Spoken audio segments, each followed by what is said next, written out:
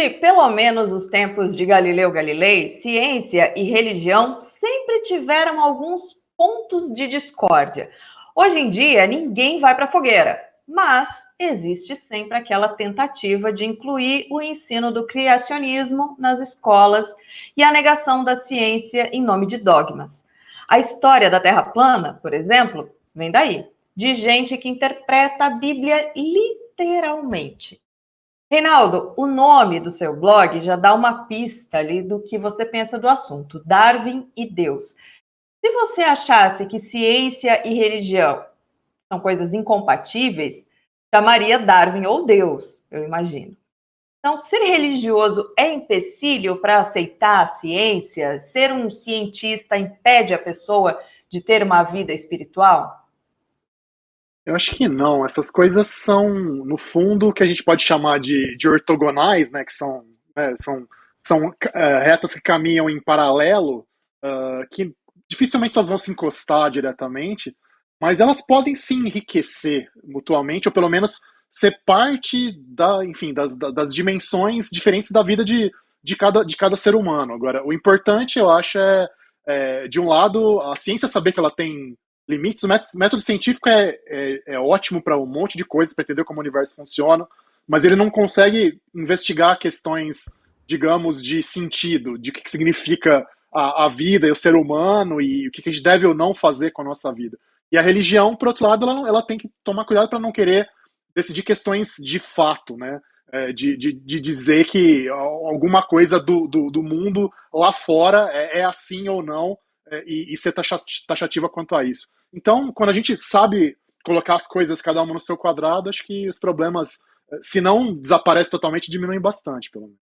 Agora, Reinaldo, tem uma coisa que me intriga nisso, que assim, embora eu concorde com você 120%, e que essas são coisas, é o que o Stephen Jay Gould falava, magistérios não intervenientes, quer dizer, cada um trabalha, cada um no seu quadrado.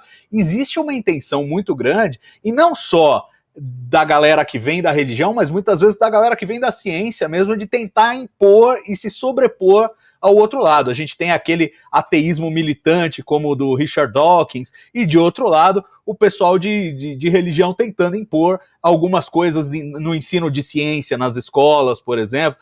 Por que existe essa vontade? É um lance histórico? É um lance psicológico? Por que tem essa imposição de um sobre o outro, se aparentemente são duas coisas que não se bicam, assim, por assim dizer?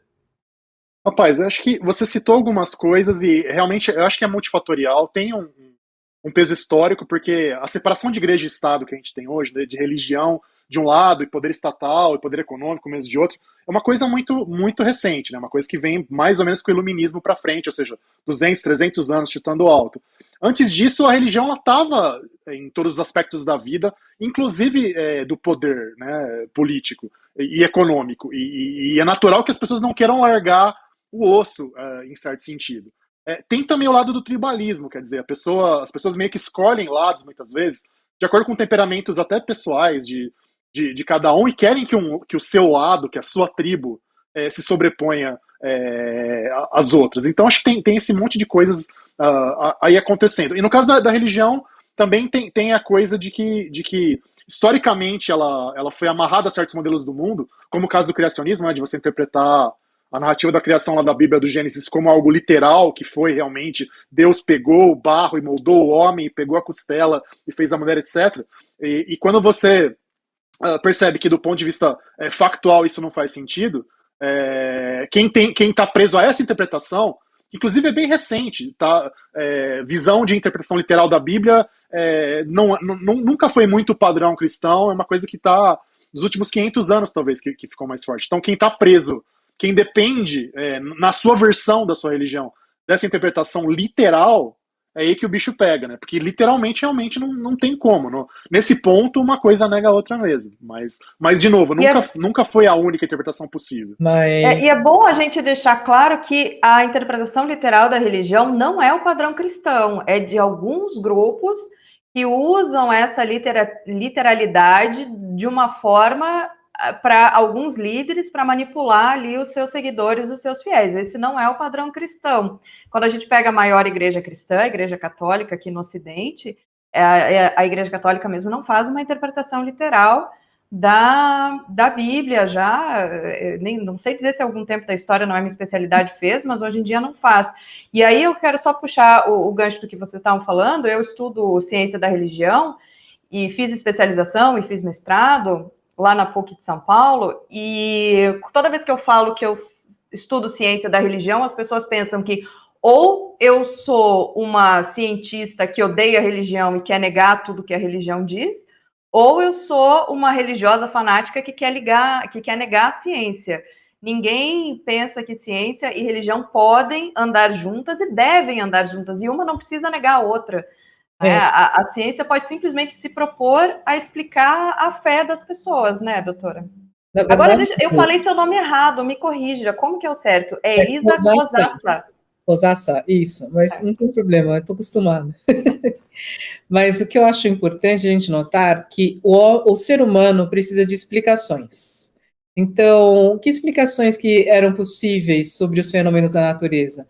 Eram explicações baseadas em deuses, em crenças, porque a gente não conhecia o lado da ciência, não existia ciência. Então, a explicação vigente eram as explicações religiosas, né?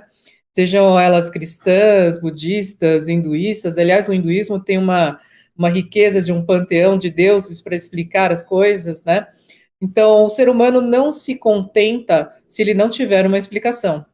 Até quando você rompe um relacionamento com o seu namorado ou namorada, você precisa de uma explicação. E se você não consegue uma explicação, você fica obsessivamente perseguindo a pessoa até você ter uma explicação. Então, você imagina só o que é isso em um momento em que surge uma coisa chamada ciência, né? E começa, de certa maneira, substituir a religião nas explicações. E utilizando um método específico ou métodos específicos para você tentar, então, encontrar essa tal de verdade, tá? Então, eu vejo uma grande similaridade na religião e na ciência no sentido dessa busca de explicar o mundo, de explicar os fenômenos do mundo. É claro que existem outros fatores, né, para a gente pensar também. Além da religião, existe a espiritualidade. Aliás, muitas pessoas que eu conheço hoje, elas não são religiosas, mas elas dizem ter uma crença espiritual, de que talvez exista uma vida depois da morte, enfim, mas não exatamente no modelo que se encaixe dentro de uma explicação de uma religião XYZ. Né? E é uma parcela cada vez maior da população que se identifica dessa forma. Isso, e até é engraçado, mas não sei se vocês sabiam, mas existe até a religião Jedi, né? Sim, na Inglaterra foi registrado oficialmente, eu lembro dessa história. Exatamente, olha, sabe que às vezes eu penso que eu devo ser Jedi, eu acredito em um monte de coisa, aquelas histórias. É que o jedaísmo ele é muito inspirado no budismo, por exemplo, tem muitas semelhanças com o budismo, a coisa do distanciamento, o mindfulness do budismo tá muito ali na coisa do Jedi também. Eu não sei se vocês sabem, mas a forma de falar, a forma de falar do Mestre Yoda foi inspirada na forma de falar do Dalai Lama. Olha só, existem várias discussões do que é religião e do que se enquadra na religião, né? A religião não é um conceito fechado, isso é religião e tudo que se enquadra aqui é religião. Não existe esse conceito fechado. Vários autores colocam vários conceitos diferentes do que pode ser religião. E dependendo de qual conceito você pegar, um time de futebol é uma religião. Eu conheço pessoas que são devotas dos seus times. Eu conheço uma pesquisadora que fez a dissertação dela defendendo a maratona como uma religião. Um maratonista, ela acompanhou maratonistas e tal que encaram a maratona como uma religião. Então, sim, eu sou defensora de que o jedaísmo pode ser uma religião, sim. Agora, falando em Dalai Lama, doutora Elisa, você é uma neurocientista que tem o Dalai Lama lá no seu WhatsApp, né? Existe evidência científica de que práticas espirituais, yoga, meditação, afetem positivamente o cérebro? Então, aí voltando, dá para a gente fazer um gancho, inclusive, com o assunto que nós estávamos conversando.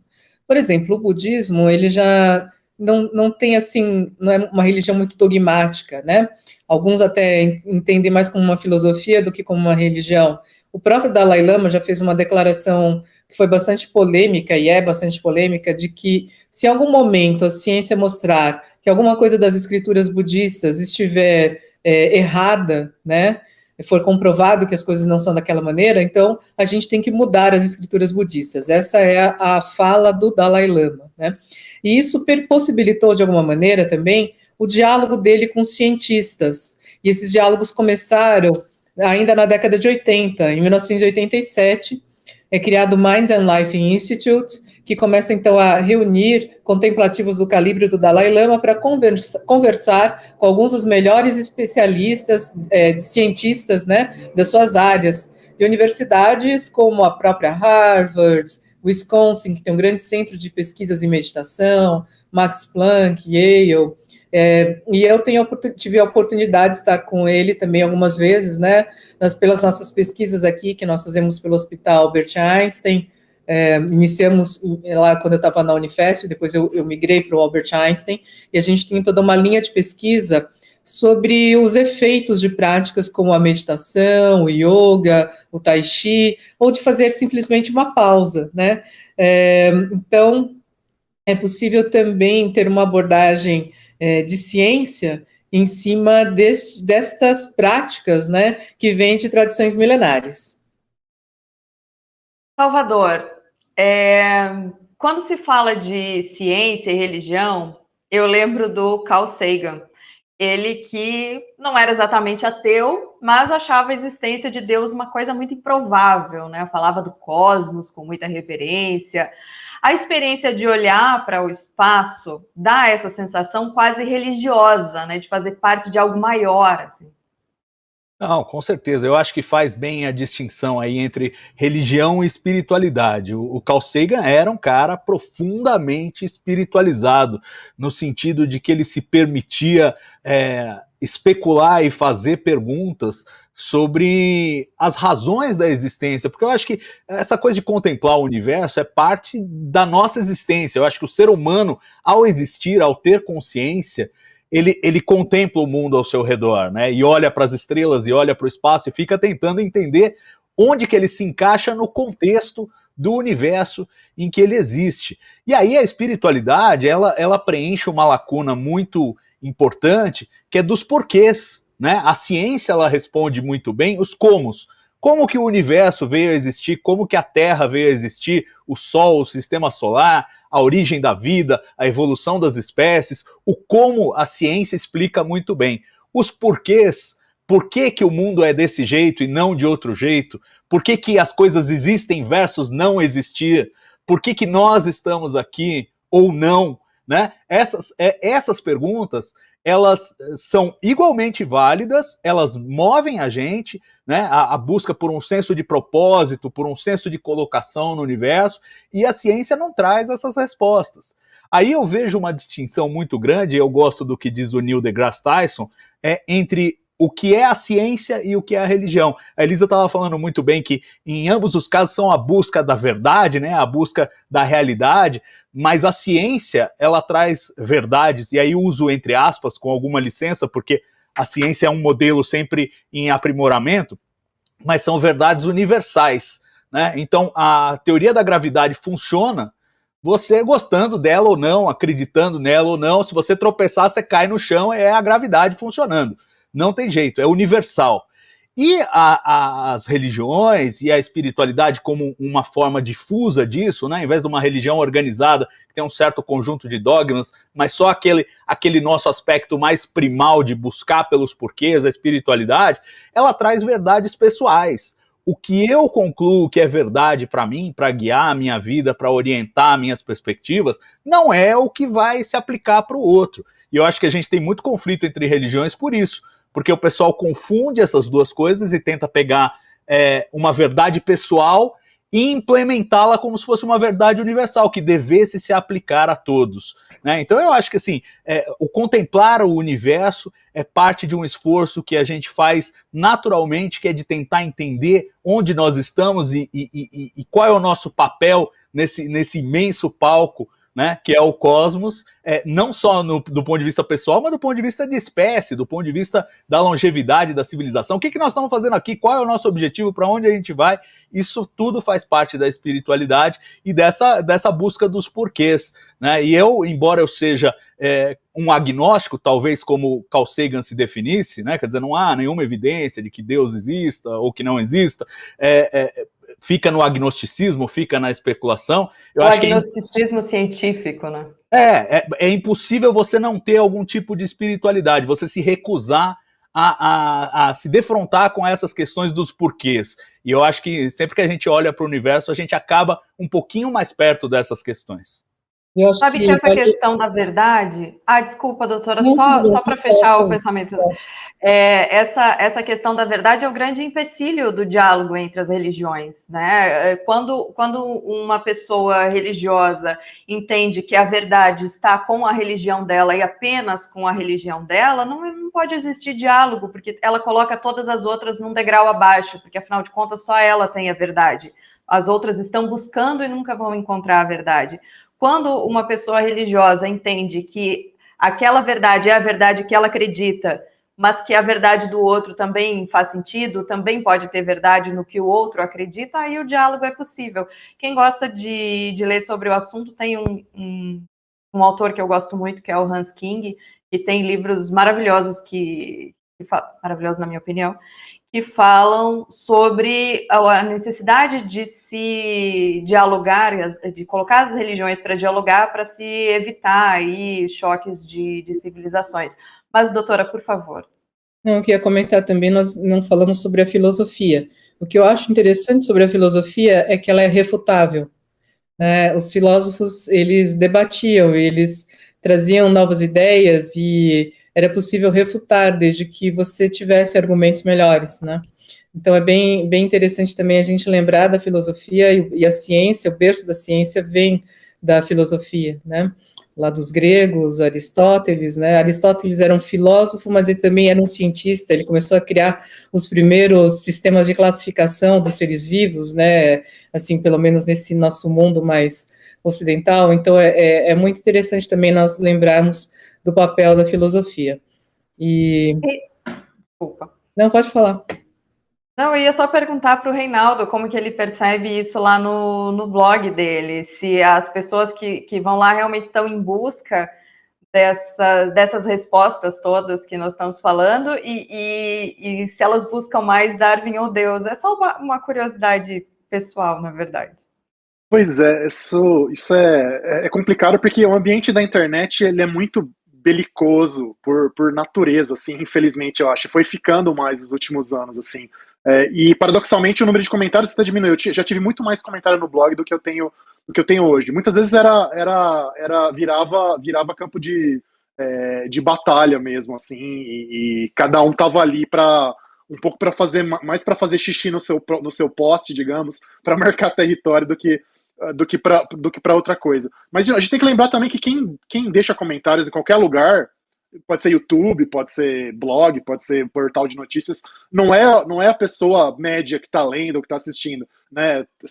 É um subgrupo ali bem enviesado, então é difícil tirar qualquer conclusão com base nisso, eu acho. Agora, eu só queria acrescentar uma coisa na discussão. Eu concordo com os salves da coisa das verdades pessoais, mas eu acho que talvez, quando a gente olha de maneira comparativa, e você citou o Hans Küng, tem também um livro muito legal do C.S. Lewis sobre esse tema, que se chama Abolição do Homem, que ele tenta justamente olhar comparativamente para todas as religiões, ou grande parte das religiões do mundo, e ver que tem muitos temas comuns, na verdade, apesar de... Então, talvez, embora a gente não consiga concordar sobre o lado divino, em quem é Deus e como adorá-lo e tal, acho que no ponto de vista da ética das relações humanas, as religiões meio que falam muitas vezes com vozes bem parecidas entre si, pelo menos as grandes religiões que se tornaram influentes em nível global, assim. Então, talvez a gente tenha um caminho também nesse ponto de mais similaridade e diálogo do que a gente muitas vezes imagina. Jornalismo independente, pluralidade e análise de qualidade. Apoie o nosso projeto. Seja membro do canal My News.